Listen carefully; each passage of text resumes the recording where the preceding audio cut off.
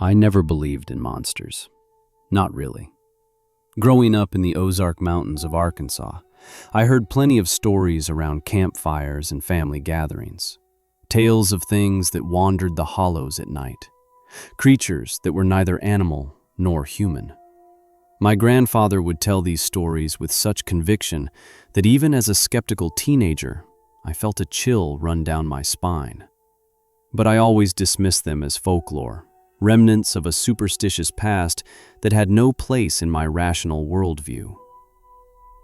That was before the autumn of 2019, before I spent 3 nights camping alone in the wilderness near Devil's Den State Park, before something decided to follow me home. I should probably start at the beginning, back when this was still just going to be a simple solo camping trip. I had just gone through a brutal breakup and needed to clear my head. My job as a software developer had me staring at screens for 12 hours a day, and I was desperate for silence, for the kind of solitude you can only find deep in the woods. Devil's Den seemed perfect. I had camped there twice before with friends, always sticking to the main trails and designated camping areas. This time, I wanted something more isolated. I wanted to disappear for a few days. Against the advice of the ranger at the visitor center, I obtained a backcountry permit and planned a route that would take me far from the marked trails. The ranger, a weathered man in his 60s with eyes that seemed to carry decades of forest secrets, studied my map with obvious disapproval. He tapped a gnarled finger on the area I had circled, a remote section near the park's northern boundary where the hills grew steep and the forest thick. He looked at me for a long moment before speaking. His voice was quiet but firm. "You sure you want to go out there alone? That area, it's got a reputation. Folks say strange things happen in those woods."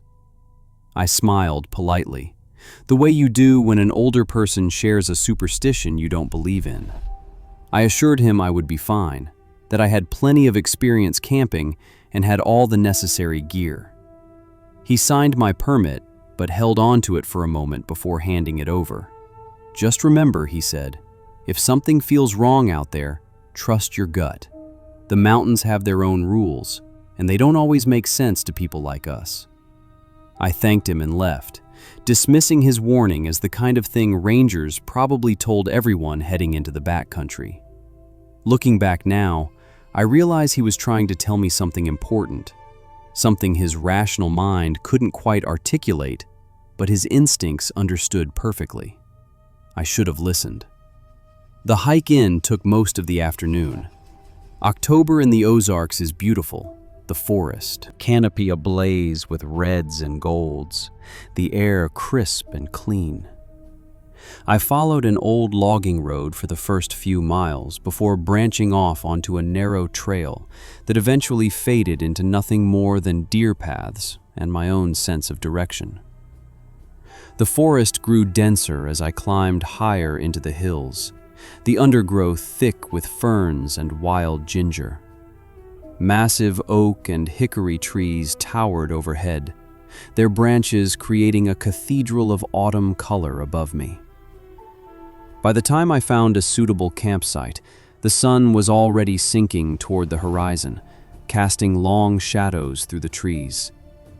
I had reached a small clearing on a hillside, surrounded by limestone bluffs on 3 sides. A thin stream trickled nearby, providing fresh water.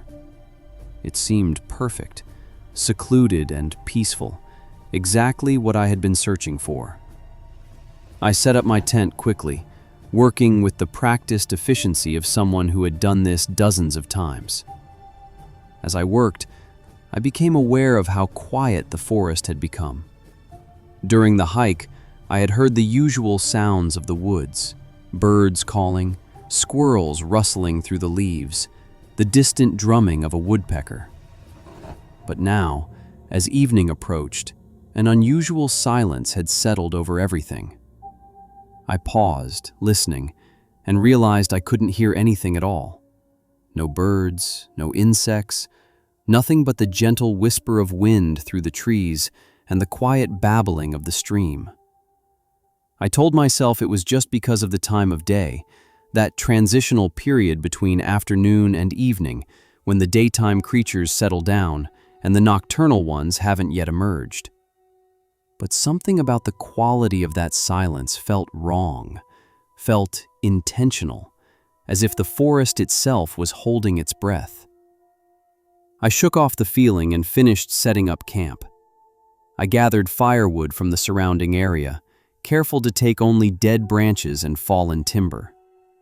As I worked, the shadows grew longer, and I found myself glancing over my shoulder more frequently than usual. The silence persisted, oppressive and unnatural. I tried to rationalize it.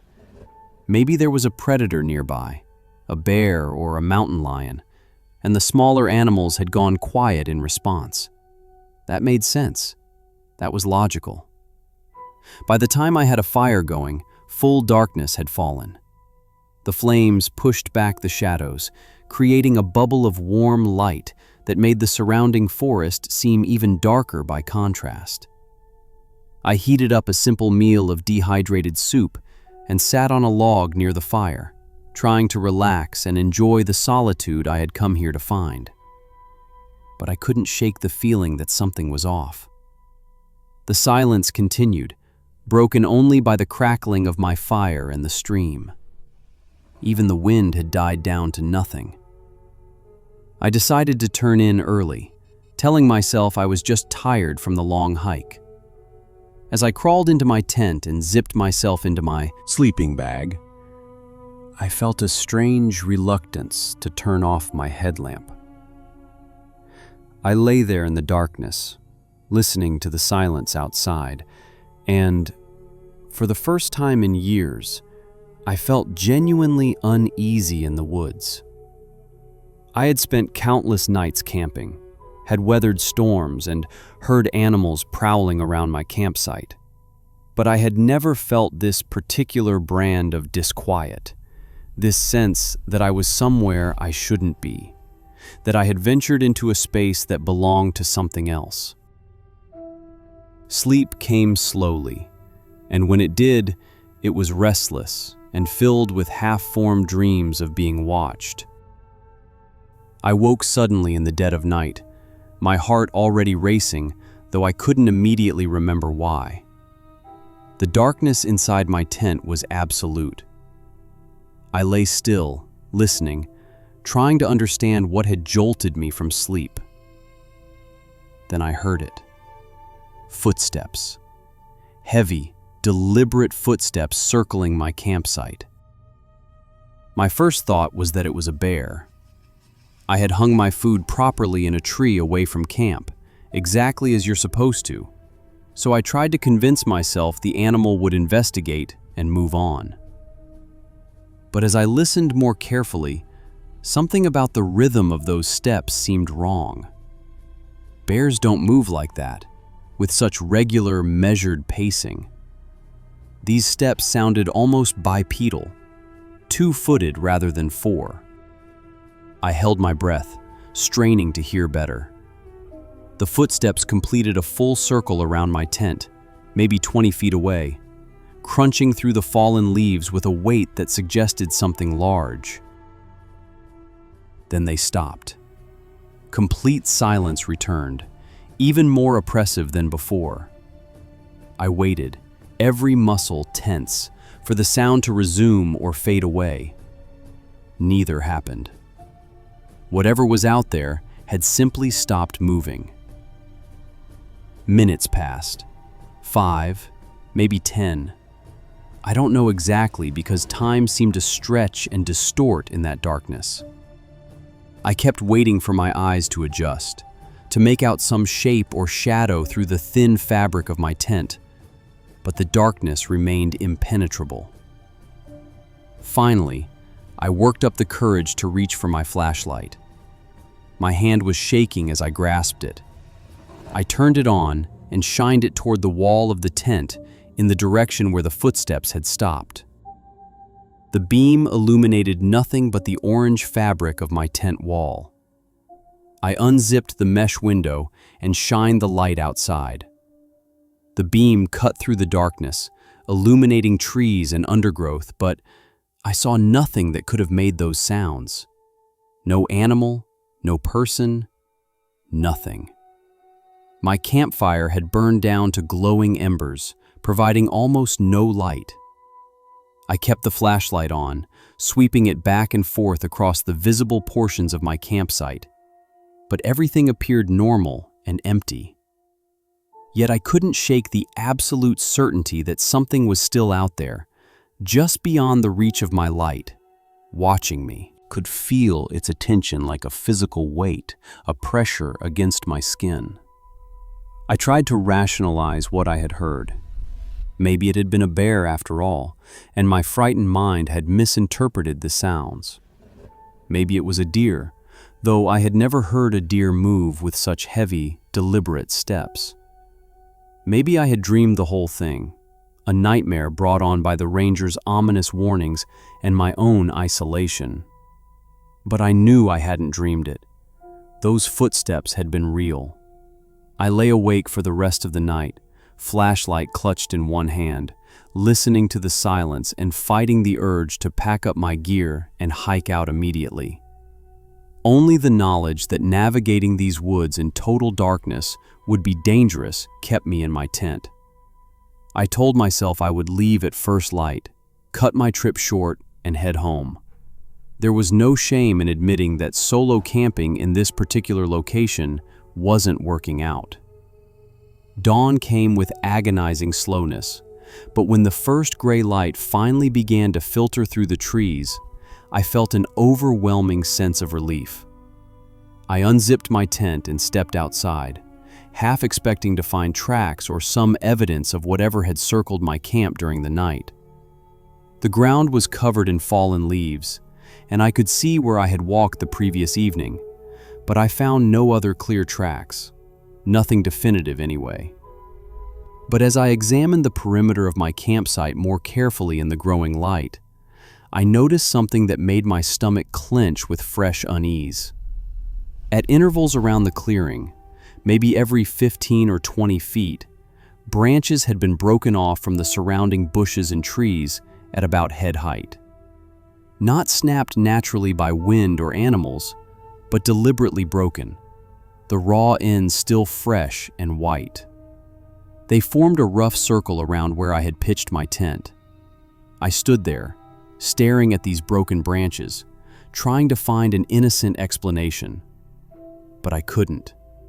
This was intentional. Something had marked the boundary of my campsite while I slept. Something that could reach up to 6 or 7 feet to break these branches. I didn't wait to investigate further. I packed up my gear with shaking hands, my movements jerky and rushed. Every sound in the forest made me freeze and look over my shoulder. Birds were beginning to sing their morning songs, but instead of finding the sound cheerful and reassuring, it seemed to amplify how alone I was out here, how far I was from any kind of help. It took me less than 30 minutes to break camp, a task that should have taken at least an hour. I didn't bother with breakfast. I didn't even bother to properly organize my pack. I just shoved everything inside, lashed my tent to the outside, and started hiking back the way I had come. The trail seemed longer in reverse, every turn and landmark taking forever to reach. I kept a brutal pace, practically jogging down the path despite the weight of my pack. About an hour into my hike, I stopped to catch my breath and take a drink of water. That's when I noticed the smell. It was faint at first, carried on the morning breeze, but unmistakable once I registered it. A thick, musky odor, like wet dog mixed with something rotten, something dead. It was the same smell from the previous evening near that clearing, but stronger now, more concentrated. And it seemed to be coming from the trail behind me. I turned and looked back down the path I had just traveled. The morning shadows still lay thick between the trees, creating pockets of darkness that my eyes couldn't quite penetrate. Nothing moved that I could see, but that smell was definitely there, and it seemed to be getting stronger. Something was behind me on the trail. Something was following me. I started moving again, faster now, no longer caring about maintaining a sustainable pace. I just wanted out of these woods. The trail wound through dense forest, occasionally opening up to provide views across the valleys below, but I barely registered the scenery. All my attention was focused on moving forward and listening for sounds behind me. Several times I thought I heard footsteps, that same heavy, deliberate cadence from the night before. But whenever I spun around to look, the trail behind me appeared empty. The smell came and went. Sometimes it would fade entirely, and I would think I had left whatever was following me far behind. Then it would return, stronger than before, and I would realize it was still there, still pacing me through the forest. Whatever this thing was, it was faster than me even with my panicked speed. It was choosing to stay behind me, choosing not to overtake me on the trail. That realization was somehow worse than if it had simply been chasing me. This felt deliberate, intelligent, like a cat playing with a mouse. I reached the split where the main trail diverged from the path to my campsite and turned toward the trailhead parking lot. Only a few more miles. I checked my phone for the first time that morning and was relieved to see I had a single bar of service. Not much, but enough. If things got worse, I could try to call for help. The thought provided small comfort. The trail began a steep descent, switchbacking down the side of a ridge. It was treacherous footing, loose rocks and exposed roots that required careful attention, which forced me to slow down. I had to watch where I placed each step, or risk a twisted ankle or worse. But slowing down made me feel more vulnerable. I could almost feel the presence behind me growing closer, taking advantage of my reduced pace. Halfway down the ridge, I came around a sharp switchback and froze. There in the middle of the trail, maybe 30 yards ahead, was a stack of rocks. A cairn. But I knew with absolute certainty that this marker hadn't been here when I hiked up the previous day. I had a good memory for trail features, and I would have noticed this. Someone or something had built this cairn in the last 18 hours.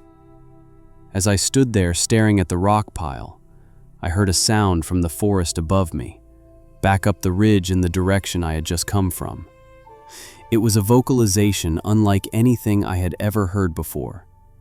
Not quite a howl, not quite a scream, but something in between. It was deep and resonant and carried an unmistakable note of aggression. The sound echoed off the surrounding ridges, making it impossible to pinpoint exactly where it originated. But it was close. Very close. I ran. I stopped caring about the loose rocks and treacherous footing and just ran down that trail as fast as my legs would carry me. My pack bounced painfully against my back. Branches whipped at my face and arms. I nearly fell twice, but somehow caught myself and kept moving. That sound, that horrible vocalization echoed again through the forest, and this time it seemed closer still. Seemed to be coming from multiple directions at once as it bounced between the ridges. The trail leveled out as I reached the bottom of the descent, entering a section of forest where the trees grew close together and blocked out most of the morning light. It was shadowy and dark and felt claustrophobic. I could hear crashing sounds in the undergrowth to my left, something large moving parallel to the trail, keeping pace with me but staying just out of sight. I didn't slow down to look. I just kept running. My lungs were burning. My legs felt like rubber. I couldn't maintain this pace much longer, but I could see a wooden trail marker ahead that I remembered from the beginning of my hike. I was getting close to the trailhead. Maybe another mile, maybe less. The sounds of pursuit seemed to fade slightly, the crashing in the undergrowth growing more distant, and I allowed myself a tiny spark of hope. Maybe whatever this was would let me go once I got close enough to civilization. Maybe it was territorial, and I was finally leaving its range. Then I rounded another bend and saw it. Standing directly in the middle of the trail, about 50 feet ahead. At first, my mind couldn't process what I was seeing. It was too tall, too wrong in its proportions. It stood upright like a man, easily 7 or 8 feet tall, but its body was covered in dark, matted hair. Its arms hung too long, reaching past its knees, and its face, oh God, its face. Even at this distance, I could see it wasn't quite human, wasn't quite ape. Something in between, something that shouldn't exist. We stared at each other for what felt like an eternity, but was probably only a few seconds. I stood frozen, unable to move, unable to think. Every instinct screamed at me to run, but my legs wouldn't obey. The creature tilted its head slightly, studying me with an intelligence that was far more terrifying than mindless aggression would have been. This thing was thinking, deciding, choosing what to do with me. Then it opened its mouth and made that sound again, that deep vocalization that was neither howl nor scream. Up close, I could feel it vibrating in my chest, resonating in my bones. It was a sound designed to terrify, to paralyze prey with fear, and it was working. I stood there trembling, completely helpless, watching this impossible creature as it took one massive step toward me. That movement broke the spell. I turned and ran back the way I had come, abandoning any thought of reaching the parking lot. The trail behind me was blocked now. My only option was to go back, to try to find another way out or a place to hide. I could hear the thing following me now, no longer bothering with stealth. Its footfalls shook the ground, heavy and fast, closing the distance between us. It was going to catch me. I knew it with absolute certainty. This was how I was going to die, alone in these mountains, killed by something that wasn't supposed to exist. I veered off the trail, plunging into the thick undergrowth without thinking. Maybe I could lose it in the dense forest, hide somewhere until it gave up. Branches tore at my clothes and skin. I pushed through thorny bushes that left burning scratches across my arms. Behind me, I could hear the thing crashing through the vegetation, its pursuit relentless. It was faster than me, stronger than me, and it knew these woods far better than I did. I stumbled into a small ravine, sliding down the steep embankment in a cascade of loose dirt and dead leaves. At the bottom was a rocky stream bed, mostly dry this time of year with just a trickle of water running through the center. I splashed through it and scrambled up the opposite bank, using exposed roots to pull myself up. My hands were bleeding, nails broken from clawing at the earth, but I barely felt the pain. Adrenaline had taken over completely. The ravine opened into a section of forest I didn't recognize. I had left the established trails completely now, was moving through wilderness with no clear sense of direction. The canopy overhead was so thick that very little sunlight penetrated, making it difficult to get my bearings. I thought I was still heading generally toward where the parking lot should be, but I couldn't be certain. All I knew was that I had to keep moving. Had to put as much distance as possible between myself and that creature. I pushed through a stand of pine trees and found myself at the edge of a small clearing. In the center of the clearing was a structure, a cabin, or what remained of one. The roof had partially collapsed, and the walls were weathered and covered in moss. It looked like it had been abandoned for decades, slowly being reclaimed by the forest. Normally, I would have been fascinated by such a discovery, would have wanted to explore and photograph it. But right now, all I could think was that it might offer shelter. might give me a place to hide and catch my breath. I ran to the cabin and pulled open the rotted wooden door. It came off its hinges entirely, crashing to the ground in a cloud of dust and wood fragments. The interior was dark and smelled of decay and animal musk. The floor was covered in layers of old leaves and debris that had blown in through gaps in the walls and the collapsed portion of roof. In one corner was a rusted metal bed frame. Along another wall were the remains of shelves and what might have once been a small table. I moved to the back corner of the cabin, the area that seemed most intact, and crouched down behind the bed frame.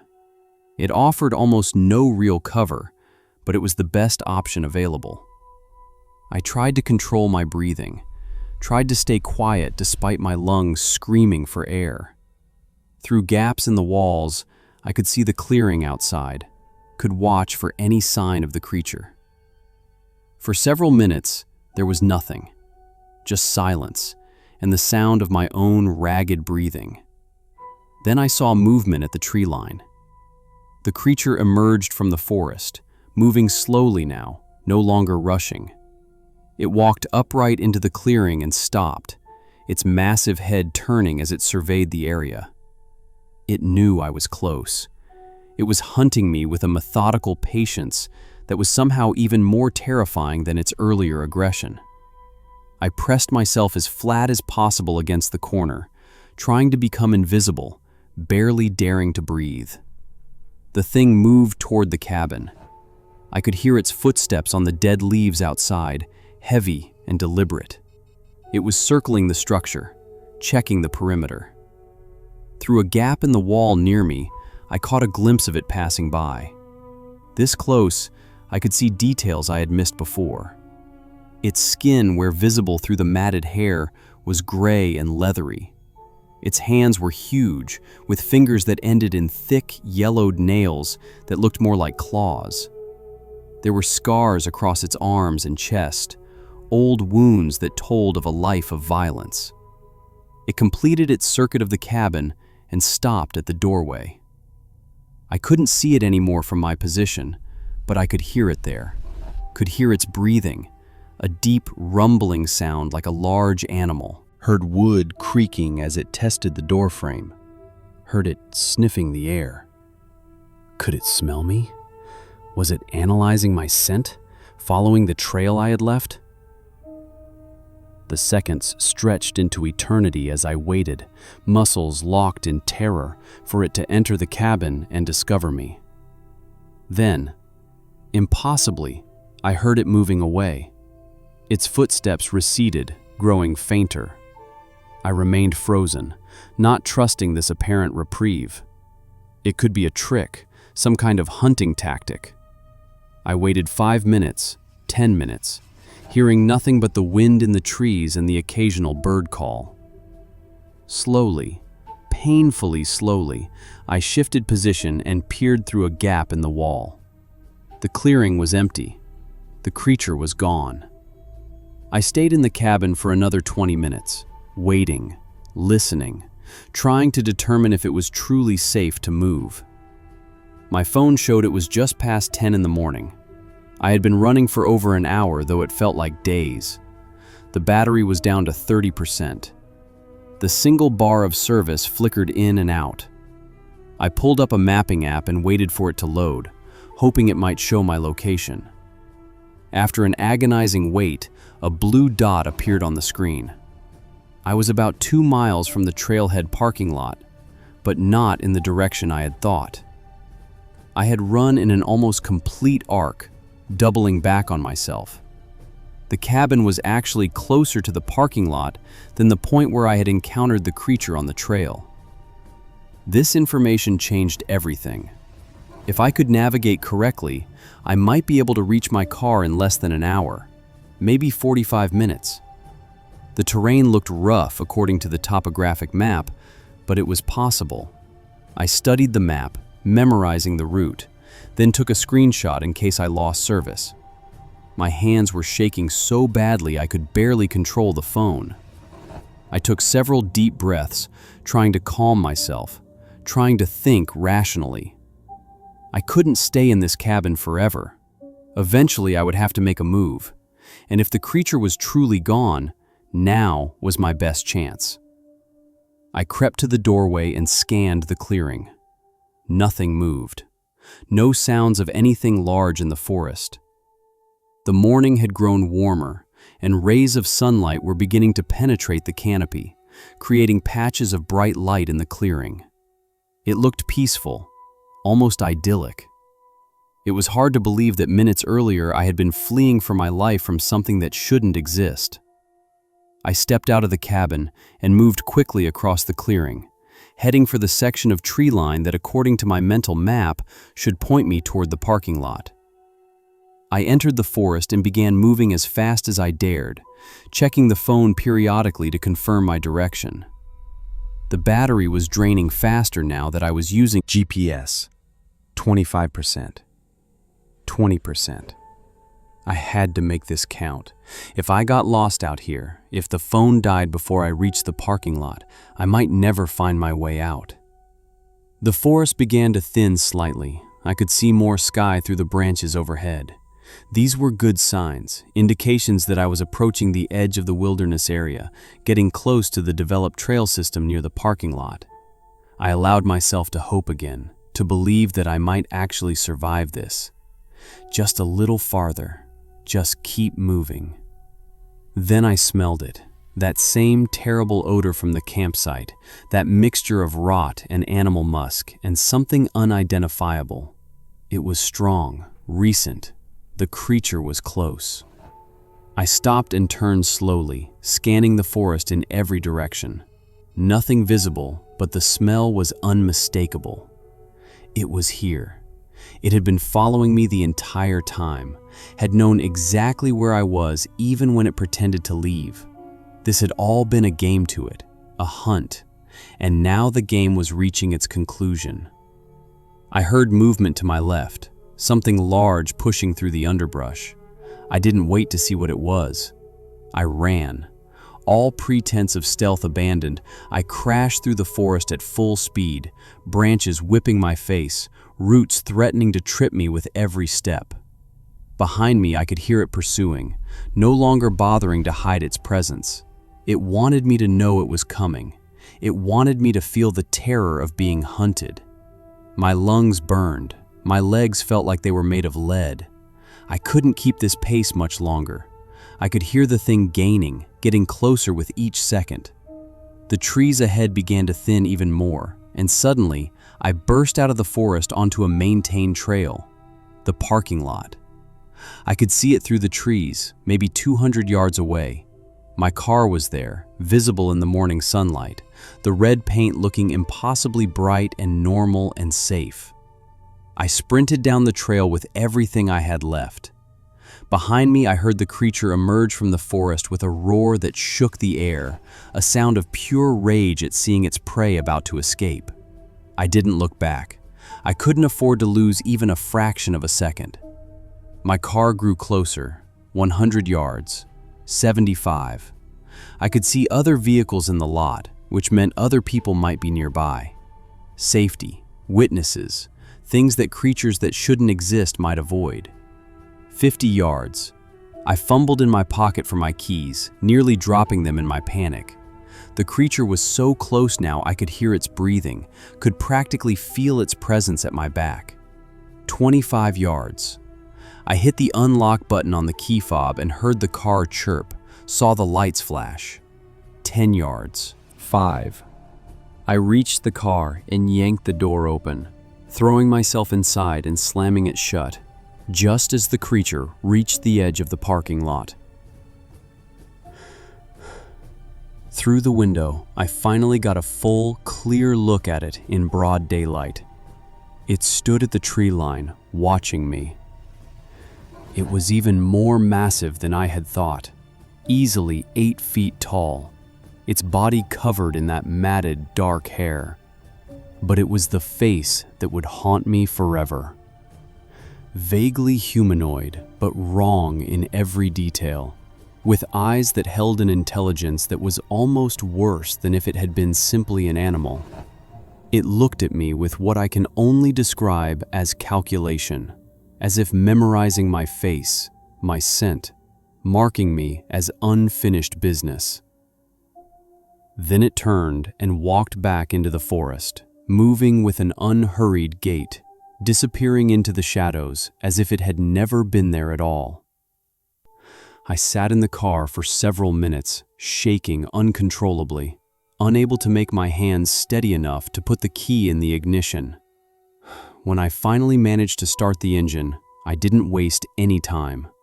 I drove out of that parking lot and didn't stop until I was back in town, surrounded by buildings and people and the comfortable illusion of civilization and safety. I reported what happened to the local sheriff's office. The deputy who took my statement was polite but clearly skeptical.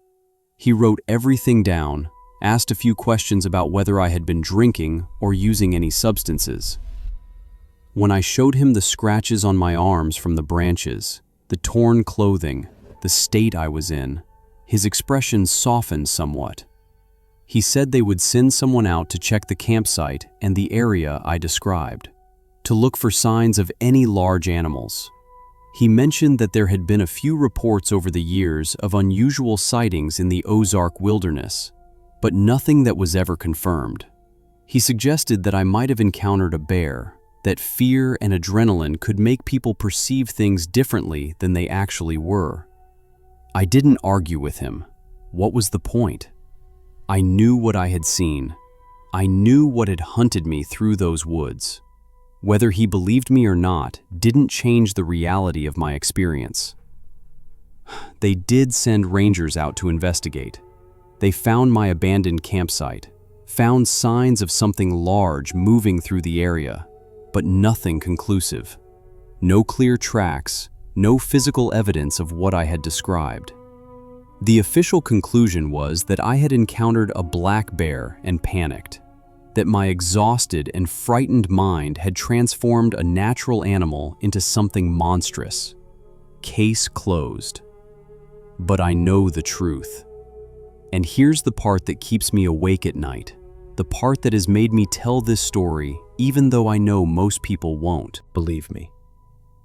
3 weeks after I returned home, I woke in the middle of the night to that smell. That exact same smell from the forest. That mixture of decay and musk and something else.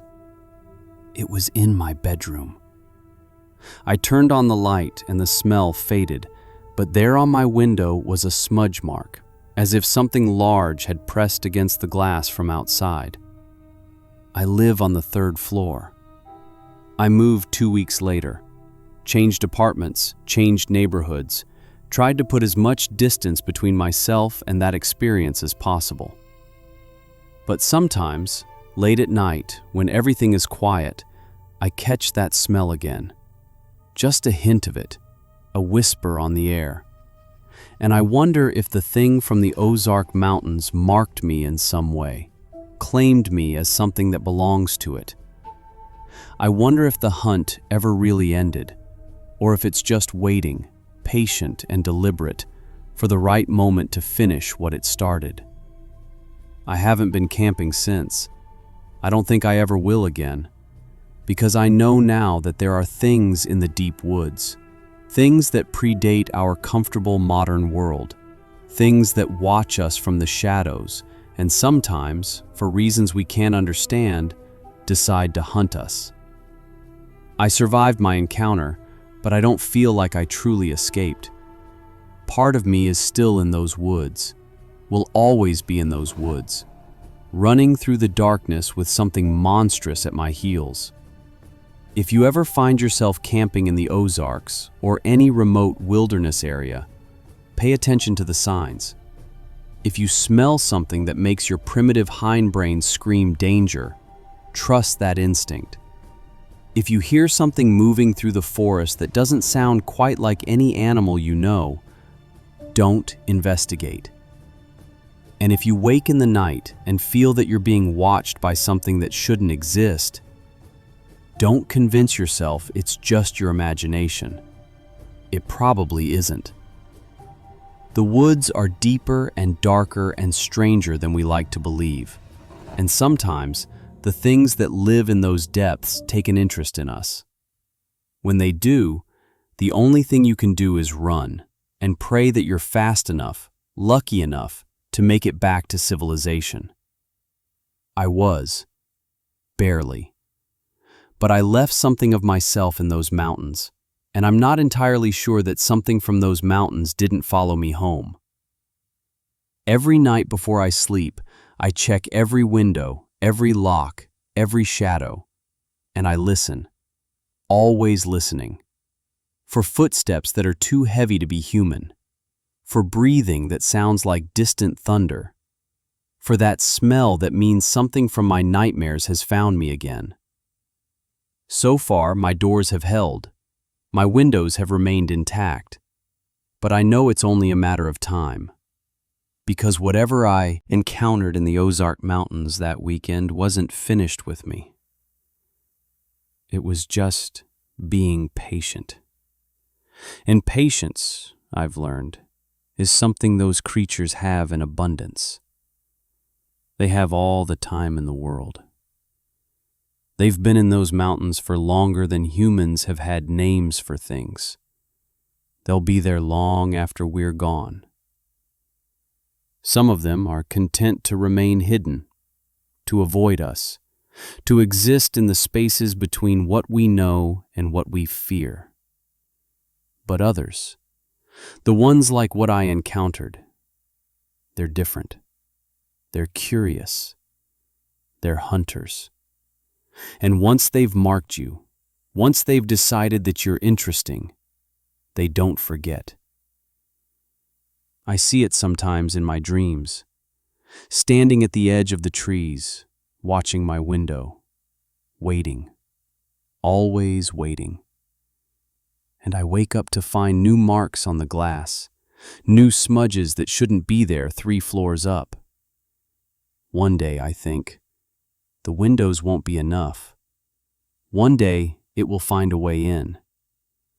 And when that day comes, I'll finally understand why it chose me, what it wanted from me all along.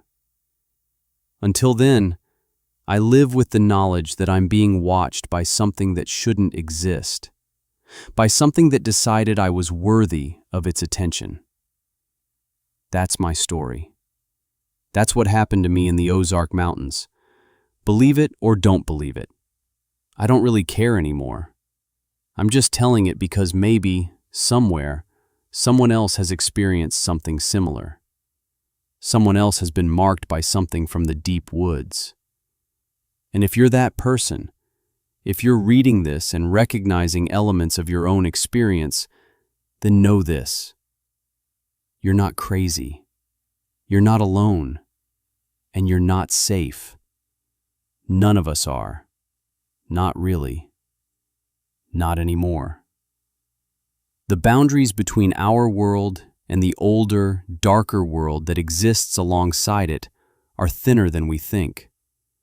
And sometimes things cross over. Sometimes they decide that they want something from our side. Sometimes that something is us. Sleep well.